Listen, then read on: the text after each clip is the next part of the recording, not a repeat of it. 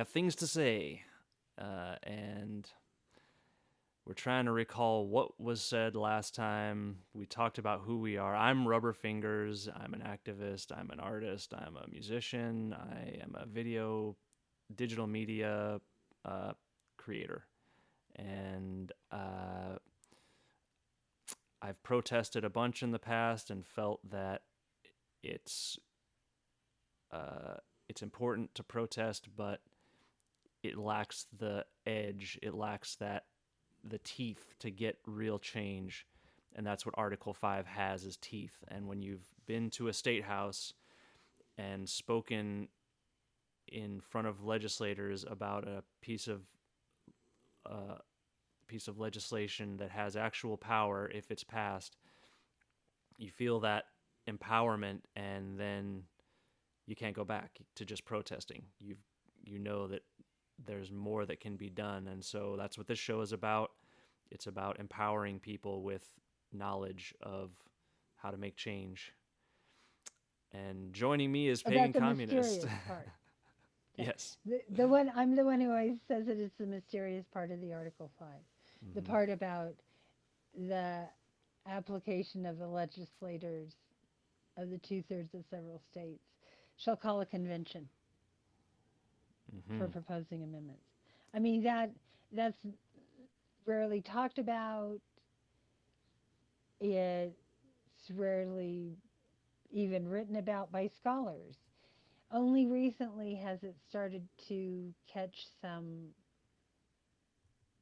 uh, Traction. attention. Mm-hmm. Well, that and I mean, I think it's always had, in some cases, maybe some traction, but um, I think it's more that it became a situation where it could have been popular, where uh, something like a peopleized movement of the amendment may Mm-hmm. of an amendment may have been done, and by a populist movement. Although And I'm there not are. really sure that that's how the Article 5 meant. But that's on another note. On Mm-hmm. That's another note in another discussion that we didn't discuss this time. So we'll or There for are this time. And so the other groups out there that we will be rubbing up against with this show, and we want to exist as a platform to discuss Article 5, but it's just our thoughts about it. It's just our personal positions. We're not speaking for any groups, just speaking for ourselves and we're keeping mostly it here real, basically. Yeah. to empower and to do what we can to try to help fix the broken system of our Yes. government. And I And don't know that and this didn't just happen. It didn't just happen with Trump, and it didn't just happen in the 1900s. mm-hmm. I think this has been going on since the very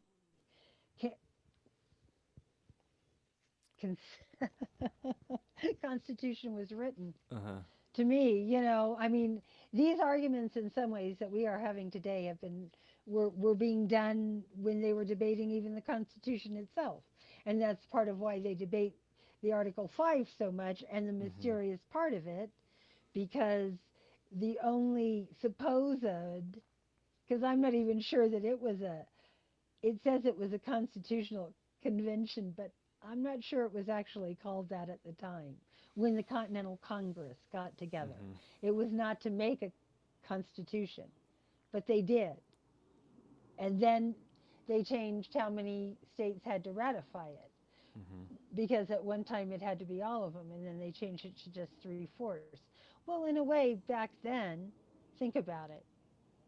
If you were a state like New York, Mm-hmm. that was going to be one who probably wouldn't ratify the Constitution, or you know, because they felt that they were big enough and economically strong Mm. enough to not have to have a constitution that was more federalist, which means a Right. stronger federal government. So that that does make a lot of difference on how they were writing it. Mm-hmm. Do and how that it's being looked at today, because now we have the Constitution. the Continental Congress lasted for like what, like 3 years or something. I mean, 4 years. It, the Constitution has been around for 200 and over 230 years. Mm-hmm. 200. We're almost at 250. Right. So it's not something that would be so easily thrown out because people are used to it, and that change would be extremely difficult. Exactly. But if we could get a group of people together that could write something better than the Constitution, we still got it and said, okay, only 50% of the states have to ratify it. We'd still be in quite a quandary because what if 50 of them said they weren't going to? Then Mm-hmm. they would just leave Right. because it's a new government like the old one. Mm-hmm. The 13 states, the four that didn't ratify the Constitution, didn't have to come in Mm-hmm. to the United States of America. So why did they? Mm-hmm. What's the reason that they did that if they didn't like the Constitution? Mm-hmm. So I'm saying whatever argument they're using about the ratification process, I think in the long run holds no water. It will never, it will They are never be able to stand. the definition of And conspiracy theories, and those are, yeah, that's what we're going to address on this show. We're going to address the conspiracy theories. We're going to address uh, the difficulties, the high thresholds, which make it a difficult task to amend the Constitution, but a worthwhile one. We're going to address the other calls for amendments, groups like Move to Amend that I support, even though I somewhat disagree with the language of their resolutions. I do definitely admire them for their efforts, and Pramila Jayapal for introducing their amendment. Um, Groups like the Convention of States, we support their efforts to call a convention, and they're very close to calling one. But I don't like any of their amendments. Uh, I definitely don't like any of their term proposed limits. amendments. I like term limits for judges and the Supreme Court, but not term limits for Congress or Senate or Congress. But and we could talk more about that. Why? I mean, actually, that's kind of a quiz for anybody who thinks if you can't come up with an actual argument against the the subject matter and not just the process, if your only argument is against the process, it means you haven't really done your homework to come up with a good argument against the substance, which is for the Convention of States, term limits, balanced budget, whatever other stuff they're calling for. I have actual arguments against Well, their those problem is amendments. with their language. Hmm. The problem with some of the language of which they've called for a convention is a bit murky Yeah, because it it's does, broad. It's very and broad. that is Whatever. But very so if broad. they And we, if they write a broad, if they come up with an amendment well, it that's has to do totally with different, fiscal, that's kind of their own fault. right? If it doesn't mirror exactly the language of the resolutions calling for the convention, that's their fault for not making it more specific. But whatever, I guess they're fine with that. Well, and the other argument is that they think that that the convention could become a runaway convention. That's what they call it. Hmm. Is that they believe that the Supreme Court would have no standing, would not be able to weigh in on it. And I, of course, find that hysterically funny. Hmm. Like, really? The Or that Supreme no, Court yeah, not weighing in that no one on would whether bring you think lawsuits. There'd be no suits brought against the there'd be legit. no challenge There'd be no to that, challenges. right? Of course there would be. So. Right, and that somehow, though, that the Supreme Court, that there'd be no right to challenge it, and that the Supreme Court would have no power over it. Hmm. Now, where does that come in? That's not even that's like what? I mean, the Supreme Court uses the Federalist Papers for standing even today, and Hmm. those were written for one purpose and one purpose only: to get the Constitution ratified by making a stronger federal government. Hmm. You could call them propaganda, and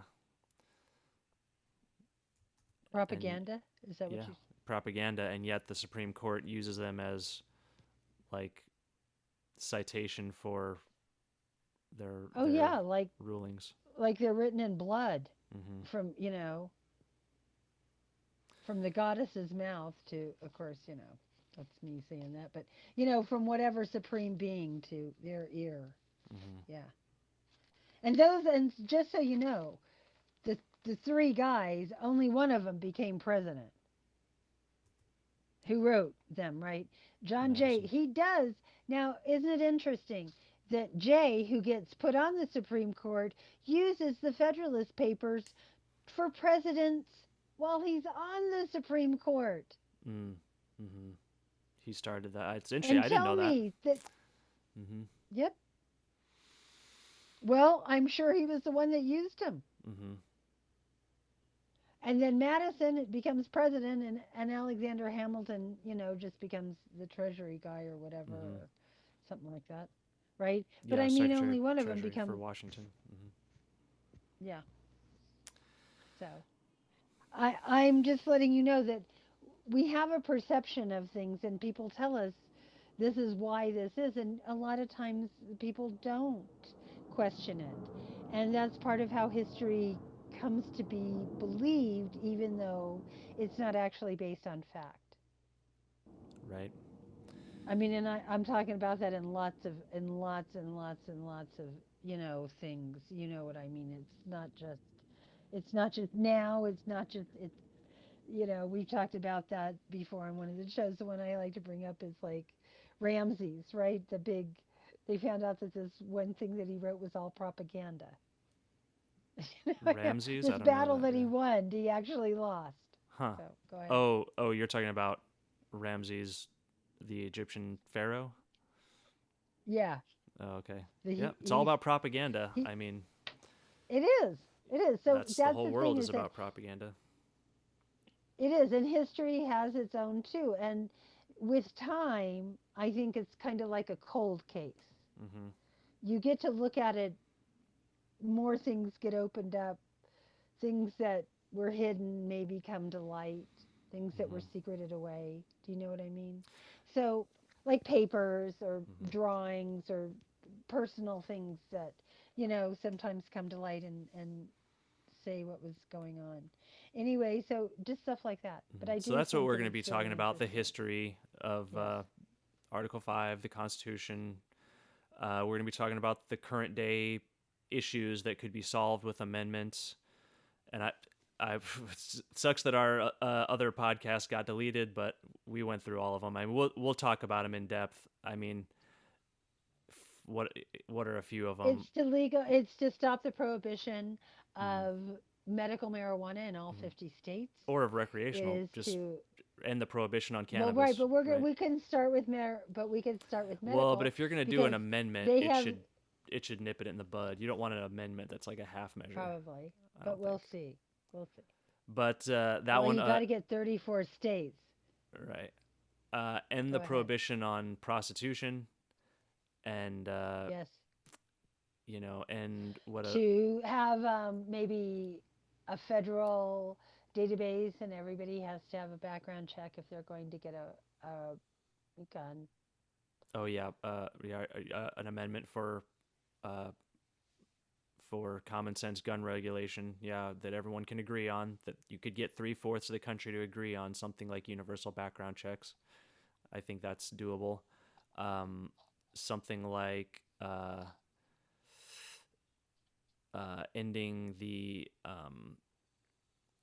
ending the legalized slavery. So I'm basically talking about amending the 13th Amendment to take out the portion that allows for slavery as a punishment for prisoners, God, we uh, just hate it. and get rid of private prisons in an amendment. I think that makes perfect sense for an amendment, and something that a group like Black Lives Matter should probably think about getting behind, and how they could use Article 5 for their, because if you're protesting, you might as well be protesting for something. And if you're protesting for an amendment, that's about the most powerful thing you can protest for. And you can show up at your state house, your state legislature to protest. And then you're really getting somewhere. So These are all Or things. we always suggest that you speak to your state legislator long before it is in session. Right. Yes. Definitely. You start a relationship with them if you Hmm. can. Hmm. Mine is such that I have tried. She is unwilling to have any sort of relationship with me, Hmm. and that she won't do anything I ask her to do. Hmm. And since she's a public, I believe that she doesn't really want to do her job. Hmm. So there's no middle ground.